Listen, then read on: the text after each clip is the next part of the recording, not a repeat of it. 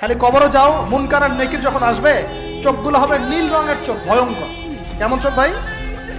নীল রঙের ভয়ঙ্কর চোখ। আমি বলি একটা হাদিস, কোন একজন নবী আল্লাহকে বলেছিলেন যে আল্লাহ, আমি মারা যাওয়া কোনো মানুষকে দেখতে চাই, সে কেমন আছে।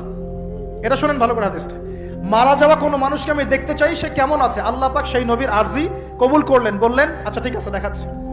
কবরের সামনে গিয়ে দাঁড়ালেন। 1000 বা 2000 বছর আগের কোন ব্যক্তি যে মারা গেছে তাকে কবর থেকে চিন্তা করা, নবী দেখছেন এবং সে ভয় থরথর করে কাঁপছে, এখনো ভয় থরথর করে কাঁপছে।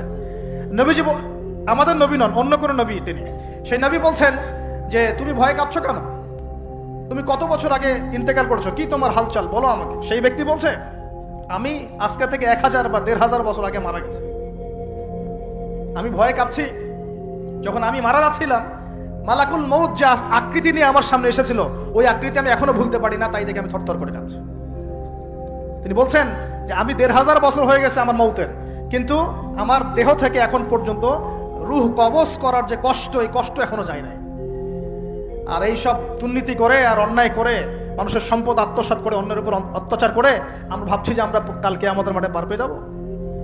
খালি কবরও যাও, তারপর বুঝবো। আল্লাহ রাব্বুল আলামিন আমাদের সবাইকে হৃদয়ের চোখটা খোলার তৌফিক দান করুন, হৃদয়ের কান দিয়ে কথাগুলো শোনার তৌফিক দান করুন, এবং আমাদের সবার কলব, মৃত কলব জীবিত করার তৌফিক আল্লাহ দান করুন।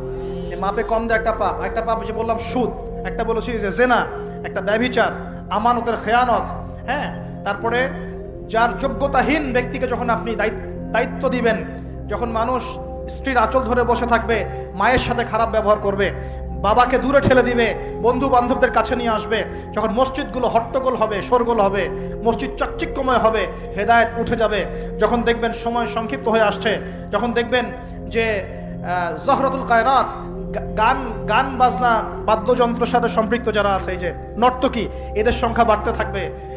ইউজাফু আলা রুউসিহিম বিল মাআজিফ, মানুষের কানের পাশে বাদ্যযন্ত্র বাজবে।